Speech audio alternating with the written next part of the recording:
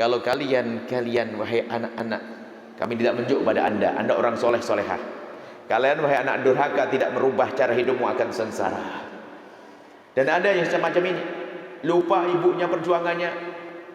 Maka belajarlah mengabdi kepada ibundamu, wahai anak-anakku yang muda-muda, yang lagi di pondok, lagi sekolah. Kalau pulang ke rumah, pandailah kau buat kopi, buat teh, sajikan. Bahkan mungkin kita beli biskuit sedikit. Di saat pagi-pagi kita sonderkan kopi, ternyata ditumpangi roti yang beliau sendiri jarang beli. Allah, ini anak soleh banget ini.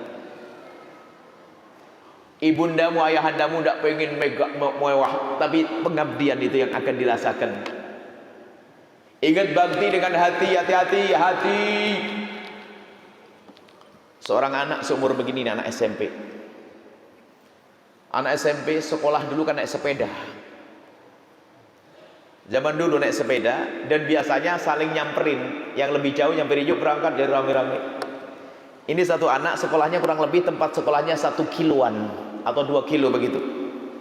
Ada seorang anak, dia lagi makan pagi, lagi sarapan pagi begini, tiba-tiba bunyi bel sepeda, ting ting ting ting ting ting. Ayo cepat, telat nanti kesiangan. Mendengar seruan seperti itu, dia kaget juga, takut kesiangan, makannya cepat buru-buru. Setelah makan cuci tangan, langsung salim dengan ibunya, langsung berangkat naik sepeda. Naik sepeda sampai di sekolahannya, anak SMP bukan anak pondok, saya tidak ngomong santri ini. Setelah sampai di sekolahannya, temennya masuk kelas, dianya balik lagi naik sepeda, pulang. Temennya bingung, ngapain ini kok anak pulang lagi? Setelah pulang balik lagi ke sekolah, ditanya sama temennya, hei, kenapa kamu pulang? Pulang ya tadi? Iya. Kenapa, ada yang ketinggalan? Enggak. Terus kenapa kamu pulang? Ya kan, pertanyaan kan penasaran, apakah enggak kerjain PR ya? Enggak. Terus kenapa kamu pulang? Iya, tadi waktu kamu nyamperin aku lagi makan. Kamu bilang waktu siang aku jadi buru-buru, terus aku lupa. Kalau tadi waktu aku makan, piring itu belum aku cuci. Aku tidak rela jika yang mencuci piring itu adalah ibundaku.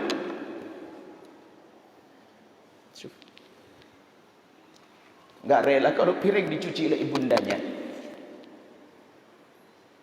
Kalau bukan hati emas nggak akan seperti itu. Ada anak zaman sekarang ibundanya cuci piring langsung terbang, sekalian mah. Ibunya juga sekalian mah. Ini manusia model apa ini? Anda bukan semacam itu, wahai hamba Allah. Anda sangat berbakti kepada ibunda Anda. Anda sangat baik pada ayahanda Anda. Ingat, ini loh ilmu. Di balik ini ada keberkahan. Ada keberkahan dalam hidup. Satu contoh lagi, saya sering membuat kisah begini nih, kadang-kadang biar orang tahu jangan-jangan itu adalah aku. Ada seorang ibu, kisah penutup. Nah ini belajar kita, harus kita bawa pulang nanti. Seorang ibu sudah menjanda lama, membesarkan anaknya, dan memang sukses, dia orang cukup. Punya anak 5 sukses semuanya.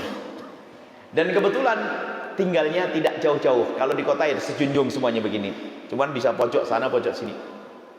Ibunya karena ibu kerja, semangat kerja, nggak pernah sakit itu ibu. Suatu ketika sang ibu ini sakit, dibawa ke rumah sakit. Kata dokter, ibu harus nginep di rumah sakit. Bayangkan. Sang anak pada bingung, nggak pernah ibunya sakit, nginep di rumah sakit. Pada datang di telepon semuanya, ibu opnam, ibu opnam. Kumpul semuanya. Setelah dipastikan cari kamar yang gede yang enak, oke. Karena anaknya sukses semuanya.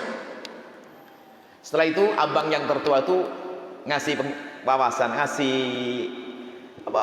ngobrol, mimpin diskusi. Adik-adikku semuanya, iya bang, ibu tinggal di rumah sakit, harus ada yang jaga. Iya dong, nggak jaga terus gimana, nggak ada yang jaga. Cuman kita harus buat jadwal dong. Jadwal apaan bang? Ya siapa yang jaga hari ini, besok biar tertib begitu. Tak taunya 5-5-nya kompak. Bang, tidak usah buat jadwal. Loh, terus gimana, siapa yang jaga? Bang, aku sudah ngomong sama suamiku, aku diizinkan untuk nginep di rumah sakit. Semuanya bang akan nginep di sini, jaga Umi sampai sembuh. Gak mau dibikin jadwal. Malam pertama sang ibu merasakan sakit di rumah sakit, kamarnya gede. Kata sang ibu apa? Aku merasa bahwasanya kembali anak-anakku zaman masa kecil dulu. Kelihatan semua itu, anak tertua di pojok sana, anak kedua, anak ketiga. Sang ibu biarpun sakit, ternyata hatinya senang lihat anaknya. Dan mereka tuh hanya pulang ambil baju saja, karena di rumahnya orang sukses, ada pembantu semuanya. Pulang baju sebentar, balik lagi. Hari pertama, kedua, ketiga, sampai hari ke-10 lebih. Lalu ada satu anak yang 5 tadi, salah satu pergi ke tempatnya dokter, ingin tahu keadaan ibunya membaik atau belum. Pergi ke tempatnya sang dokter dan bertanya. Dijawab oleh sang dokter bahwasanya ibumu sudah baik dan ibumu sudah boleh dibawa pulang. Mendengar berita semacam itu, girang nih, wah langsung senang. Saya akan kasih tahu saudara-saudaraku. Baik-baik. Di saat ibu ini sudah jadi ibu-ibu, biarpun dia anak kan, di saat mau keluar kamar dokter, di stop. Sebentar bu, mohon maaf. Ibunda anda itu sudah sehat memang. Cuman saya lihat resep dokternya, resep obatnya belum habis. Biar diselesaikan sekali, biar pulang besok saja, biar tuntas obatnya, akan saya suntikkan di infusnya sekarang. Biar habis, baru besok pulang. Oh iya. Pulanglah anak tadi, yang sudah jadi ibu-ibu juga, ketemu ibunya dan ketemu saudaranya. Mereka bergembira kalau ibu sudah sembuh, ibu sudah sehat. Oh pelukan senang. Kata ibunya, benar saya boleh pulang. Sekarang aja pulang ya. Aku bosan di rumah sakit. Aku bosan di rumah sakit. Semuanya memang begitu, bosan di rumah sakit. Iya Umi, tapi kata dokter biar sampai besok. Oh gitu, bener nih besok, bener. Iya Mi, bener. Senang semuanya, wah senang, girang. Biarpun sakit, jadi gembira. Kemudian setelah itu kakak yang tua lagi ngomong begini, ibu kan harus pulang. Iya bang, kebayang rumah ibu ditinggal 13 hari, 14 hari kayak apa kira-kira? Oh iya sih. Berarti harus ada yang pulang bersihkan. Kalau enggak, wah kacau. Ibu sakit lagi nanti. Siapa yang pulang? Ayo. Ditanya siapa yang pulang. Bingung toleh. Ada nggak mau pulang? Akhirnya ada satu. Ya sudah, saya aja ngalah, saya akan pulang. Tadi anak yang datang ke dokter tadi itu, yang meminta untuk dia pulang. Dia akhirnya pulang duluan. Mau bersihkan, merapikan dapur, tempat tidur, kamar mandi, dibersihkan semuanya. Malam itu kan sore, pulangnya sore, malam nginep di rumah ibunya. Pulangnya baru besok ibunya kan gitu. Begitu semangatnya dia kerja dengan pembantu dan sebagainya, sampai handphone dimatikan biar gak keganggu. Di pagi harinya sudah menanak nasi dan sebagainya, nunggu kabar kok nggak ada telepon, nggak ada kabar. Kapan pulang ibu? Baru dia ngelihat HP yang taruh di atas meja. HP-nya diambil, kaget. Ya Allah, HP saya matikan, belum saya nyalakan. Dibukalah, dinyalakan HP. Di saat HP dinyalakan, WA masuk banyak. Dulu SMS masuk. Belum sempat membaca, ada ambulan datang. Dibanting itu handphone, ambulan. Bingung dia. Ambulan sudah dekat, berhenti. Dibuka, ambulan gede, ambulan bagus begitu. Dibuka, abangnya keluar, saudaranya yang 4 keluar. Harapannya ibunya tidak, susternya ikut juga. Yang terakhir, tiba-tiba ibunya sudah bisa berjalan dengan tegap dan menyebar senyum, wajahnya ceria.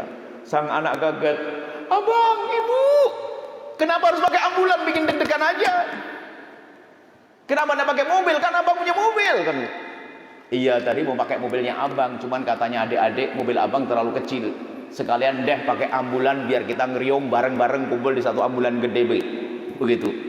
Oh gitu, Masya Allah. Lihat keakraban dan kerinduan mengabdi kepada orang tua.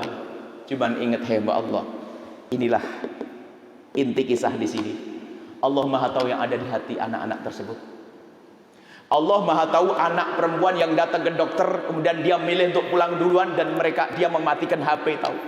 Dia pergi ke tempat yang dokter, tanya kesehatan ibunya sekaligus tanya berapa hari dan tahu biayanya berapa, kemudian dia milih pulang ke rumah, kemudian matikan HP. Sebetulnya di dalam hatinya tersimpan apa? Tersimpan di hatinya bahwasanya dia itu milih pulang duluan, matikan HP karena dia takut dimintai sumbangan mengeluarkan orang tuanya dari rumah sakit.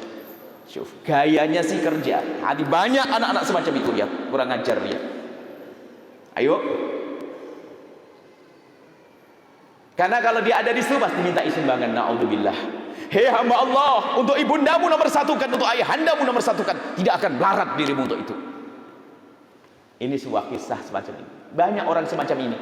Dalam dunia nyata ada orang, seorang anak mau melihat ibunya yang sakit, itu mikir, tanya dulu, sudah ada yang datang, tanya pembantunya di rumah ibunya. Hei mbak, sudah ada yang datang nih, ada dari abang saudara-saudara? Belum neng, belum. Gak berani datang. Kenapa? Kalau dia datang duluan nanti dapat resep, suruh nebus resep. Ada yang menghindar dari itu. Hati-hati urusan dengan orang tua. Jadilah nomor satu bantu orang tua Anda. Anda tidak akan melarat dengan orang tua. Awas, hati-hati. Orang tua kita berjuang untuk kita mati-matian. Dia rela lapar untuk kita, rela haus untuk kita. Tapi kenapa kita lupa? Makanya durhaka pada orang tua dosanya gede. Tidak akan bahagia dan tidak akan bahagia. Sampai di sini. Ini adalah pelajaran untuk kita. Pulanglah Anda dengan orang tua Anda. Pulanglah Anda dengan cinta pada orang tua. Sampai di sini insyaallah yang mau ditanyakan. Ingat, berbakti bukan basa-basi, tapi hakikat dari hati Anda.